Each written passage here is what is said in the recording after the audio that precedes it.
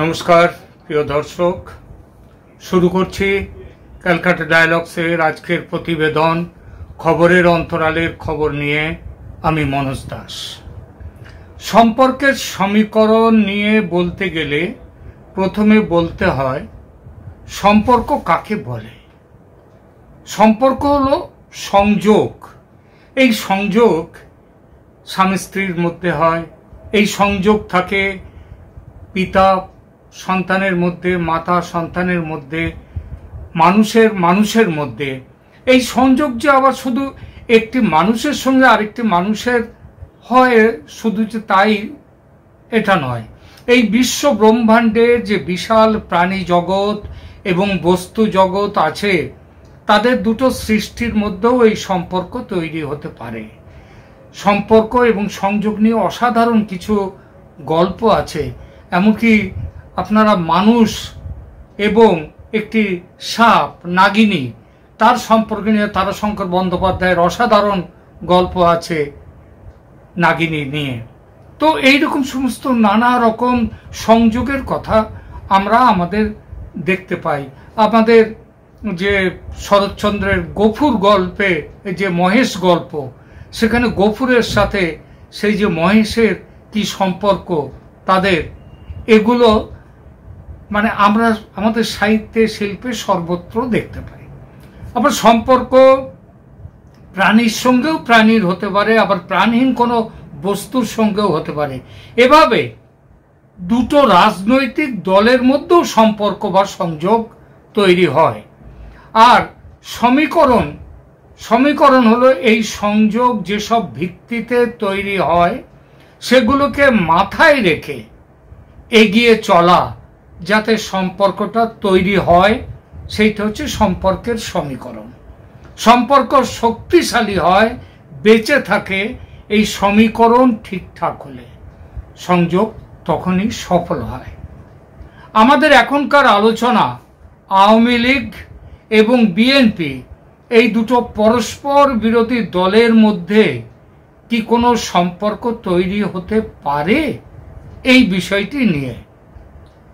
কিসের ভিত্তিতে যদি হয়, তাহলে কিসের ভিত্তিতে তৈরি হতে পারে এই সম্পর্ক, এবং এই সম্পর্ক তৈরির ক্ষেত্রে ভারতের কি কোনো ভূমিকা থাকতে পারে বা আছে? থাকলে কি সেই ভূমিকা, এটাও থাকবে আমাদের আজকের আলোচনায়। প্রথমে বলি,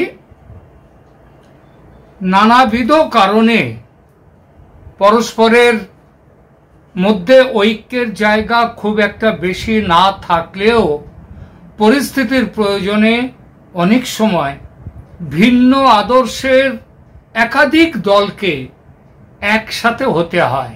এই একসাথে হওয়ার নানা রকম পদ্ধতি আছে। একটা জোট তৈরি করা যায়, আবার জোট নয়, আন্দোলনের ময়দানে কাছাকাছি থেকে আন্দোলন তৈরির জন্য একটা সহমত তৈরি করা যায়। একটা উদাহরণ দিই, আমাদের ভারতের উদাহরণ দিয়ে শুরু করি। 1975 সালে ভারতে প্রধানমন্ত্রী ইন্দিরা গান্ধী জরুরি অবস্থা বা ইমার্জেন্সি জারি করেন। শুরু হয় বিরোধী রাজনৈতিক দলগুলোর নেতা কর্মীদের ব্যাপক ধরপাকড়, তাদেরকে জেলে ঢুকিয়ে দেয়া, বিনা বিচারে আটকে রাখা। এবং এর মধ্যে যে শুধু কর্মীরা থাকতো তা নয়, এর মধ্যে নেতারা, এমনকি সর্বোচ্চ নেতারাও পর্যন্ত থাকতেন তার মধ্যে। 1977 সালে এমার্জেন্সি তুলে নেওয়ার পর নির্বাচনের ব্যবস্থা হয়। সেই নির্বাচনে ইন্দিরা গান্ধীকে পরাস্ত করার জন্যে দক্ষিণপন্থী, চরম দক্ষিণপন্থী, বামপন্থী, চরম বামপন্থী, মধ্যপন্থী, সমস্ত বিপরীত বিচারধারার দল এক হয়ে যায়, জোটবদ্ধ হয়। কেননা তারা বুঝেছিল বাঁচতে গেলে, অস্তিত্ব টিকিয়ে রাখতে গেলে এক হতে হবে। অনেকটা একই রকম পরিস্থিতি আজ বাংলাদেশের ক্ষেত্রে। কট্টরপন্থী মৌলবাদী রাজনীতি দখল করেছে দেশকে। বহুত্ববাদী রাজনৈতিক যে ভাবনা, সেই ভাবনায় বিশ্বাসী যে সমস্ত দল, তাদের সামনে অস্তিত্বের সংকট ঘনিয়ে এসেছে। এ সময় একজোট হয়ে এই মৌলবাদী শক্তির বিরুদ্ধে রুখে দাঁড়ানো দরকার। এটাই ইতিহাসের শিক্ষা। যেসব দেশে বহুদলীয় গণতন্ত্র আছে, বাংলাদেশের মতো, ভারতের মতো, সেসব দেশে বারে বারে বিরোধীদেরকে বা বিভিন্ন রাজনৈতিক দলকে জোট বাঁধতে দেখা গেছে। একথা মাথায় রেখে বাংলাদেশের আলোচনায় যেতে হবে। এমন নয় যে বাংলাদেশের আওয়ামী লীগ এবং বিএনপির জোট বা একসাথে লড়াইয়ের ময়দানে নামার ঘটনা ইতিপূর্বে ঘটেনি তা নয়, অবশ্যই ঘটেছে। মনে করুন 1990-এর ইতিহাস। হোসেন মোহাম্মদ এরশাদকে ক্ষমতাচ্যুত করতে ও নিরপেক্ষ নির্বাচনের দাবিতে বিএনপির নেতৃত্বাধীন 7 পার্টি জোট, আওয়ামী লীগের নেতৃত্বাধীন 8 পার্টি জোট এবং বামেদের নেতৃত্বাধীন 5 পার্টি জোট একসঙ্গে জয়েন্ট ডিক্লারেশন অফ 3 অ্যালায়েন্সেস সেটা ঘোষণা করেছিল। সেই ঘোষণার তারিখ, একটা ঘোষণাপত্র জারি করেছিল, এটাকে সম্মিলিত ঘোষণাপত্র 3টে জোটের। এর তারিখ ছিল 19শে নভেম্বর 1990। এই ঘোষণা ছিল আগামী দিনের রাজনীতির পথ কিভাবে চলা হবে, এই 3টে জোট কিভাবে চলবে, সেই পথ চলার রোডম্যাপ।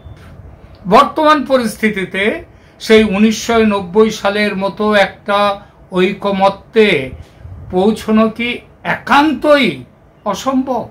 একদমই নয়। সেখানে যাওয়া যেতেই পারে। জুলাই আগস্টে বাংলাদেশে একটা ছাত্র আন্দোলন হয়েছে বলে আগামী দিনে আর একটা ছাত্র আন্দোলন হতে পারবে না, এমন কোনো কথা নেই। বাংলাদেশের ছাত্র আন্দোলনের একটা গৌরবময় ইতিহাস আমরা বারে বারে দেখেছি। ছাত্র আন্দোলনের ফলে পাওয়া বর্তমান শাসন ব্যবস্থা গণতন্ত্র ও মুক্ত চিন্তার বিরুদ্ধে গেলে ছাত্ররা যে সেটা মানবে না, এটা নিশ্চিত করে বলা যায়। তারা আবার প্রতিবাদে নামবে। এই আগামীর প্রতিবাদের আভাস কিন্তু ইতিমধ্যে মিলতেও শুরু করেছে। বাংলাদেশের বর্তমান পরিস্থিতি স্বৈরাচারী সামরিক শাসনের একটি নতুন রূপ মাত্র, একটা নয়া পোশাক। এই পোশাক ছাত্র জনতাকে কিছুদিনের জন্য ধোঁকা দিতে পারবে, খুব বেশি সময়ের জন্য নয়। কিন্তু এই সময়টাতে বিএনপি, আওয়ামী লীগ এবং সমমনস্ক যত দল রয়েছে যারা মৌলবাদের বিরুদ্ধে, সেই দলগুলোর দায়িত্ব আছে। এবার সেই দায়িত্ব এজন্যই খুব বেশি যে বাংলাদেশের ইতিহাসে কট্টরপন্থী মৌলবাদী দলগুলোর এত জোরালো আওয়াজ আগে শোনা যায়নি, এত জোরালো অবস্থান এর আগে দেখা যায়নি। এবার যেটা দেখা গেছে এই নতুন সরকারের আমলে, যে ছাত্র সমাজ মুক্ত চিন্তা ও গণতান্ত্রিক স্বাধীনতার পক্ষে ছিল এতাবৎকাল, সেই ছাত্র সমাজ পথভ্রষ্ট হয়ে মৌলবাদের খপ্পরে পড়েছে বাংলাদেশে। মাহফুজ আলম, নাহিদ ইসলামদের মতো সমন্বয়কদের, নেতাদের আসল রূপ ছাত্ররা ধরতে পারেনি, বিভ্রান্ত হয়েছে সেই কারণে। কিন্তু এই বিভ্রান্তি কাটতে শুরু করেছে এবং পুরোপুরি কাটতে আর দেরি হবে না। তার ইঙ্গিত আগেই বলেছি, স্পষ্ট হয়ে উঠেছে।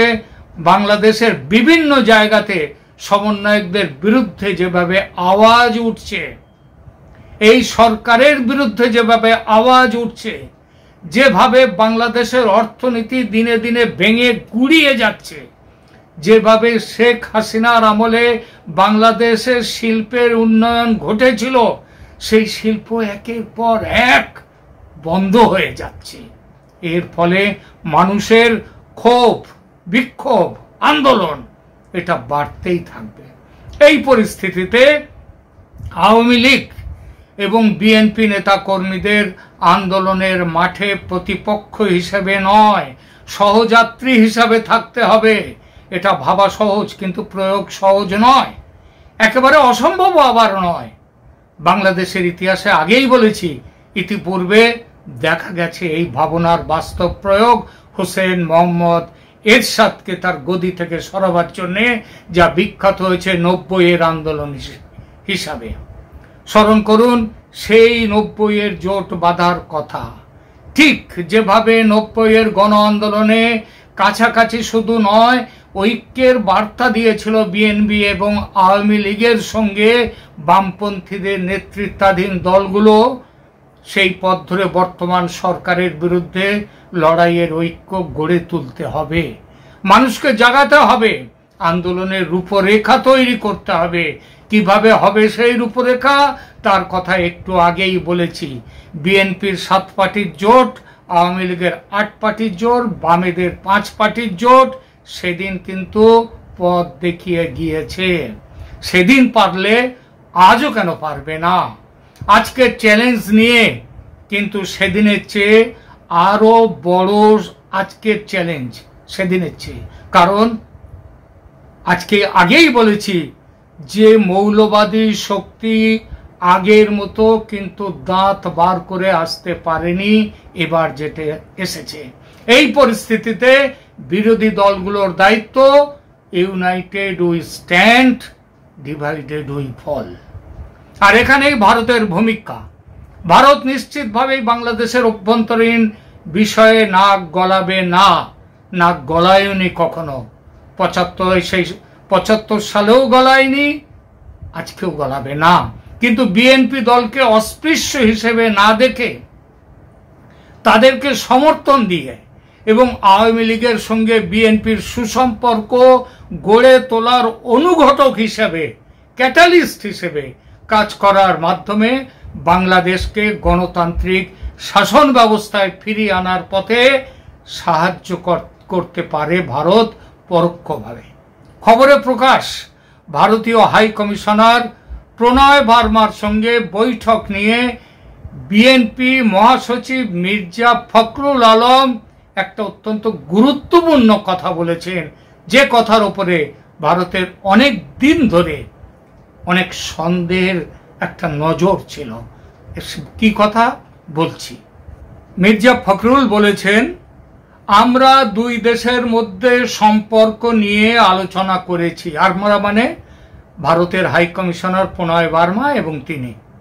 আমরা পানি বন্টন, সীমান্ত হত্যা, বাণিজ্য ঘাটতি এসব বিষয় নিয়ে কথা বলেছি। একই সঙ্গে ভারতের যেটা প্রধান বিষয় ছিল সেটা হচ্ছে নিরাপত্তা সমস্যা। আমরা আশ্বস্ত করেছি যে আমরা যদি ক্ষমতায় থাকি তাহলে আমরা এটা নিশ্চিত করব যে বাংলাদেশের মাটি ভারতের বিরুদ্ধে বিচ্ছিন্নতাবাদীদের দ্বারা ব্যবহৃত হবে না।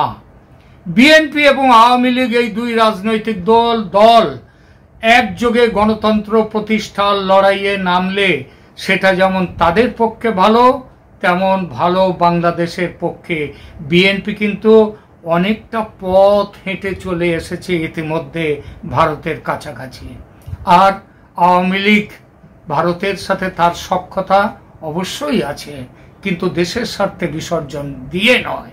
আমরাও তাই মনে করি, সাধারণ বাংলাদেশের মানুষের সঙ্গে ভারতের মানুষও মনে করে যে বাংলাদেশ ভালো থাকলে ভারতও থাকবে ভালো। আজকের আলোচনার সমাপ্তি এখানেই টানছি, তবে শেষ করার আগে একটি কথা বলার। গত 4 সেপ্টেম্বর থেকে সর্বকালের সর্বশ্রেষ্ঠ বাঙালি নামের একটি সমীক্ষা এই চ্যানেল শুরু করেছে। এ পর্যন্ত প্রায় 22,000 মানুষ তাতে সাড়া দিয়েছেন। নভেম্বর মাস পর্যন্ত চলবে সমীক্ষা। 1 জানুয়ারি 2025-এ সমীক্ষার ফল ঘোষিত হবে। আপনি যদি এখনো আপনার তালিকা না পাঠিয়ে থাকেন তবে এখনই পাঠিয়ে দিন। সহজ নিয়ম, নিজের পছন্দের ক্রম অনুসারে 5 জন শ্রেষ্ঠ বাঙালির নাম লিখবেন আমাদের কমেন্ট সেকশনে এবং পাঠিয়ে দেবেন। মনে রাখবেন 5টি নামই পাঠাতে হবে, 1টি 2টি 3টি বা 4টি নয়। এছাড়া আমাদের ইমেল আইডি আছে, সেটা হচ্ছে calcutta-dialogues@gmail.com। এই ঠিকানাতেও পাঠাতে পারেন আপনাদের পছন্দের তালিকা। এই সঙ্গে বেল আইকন টিপে সাবস্ক্রাইব করে দেবেন এই চ্যানেলকে। Subscribe, like, comment and share please. ধন্যবাদ।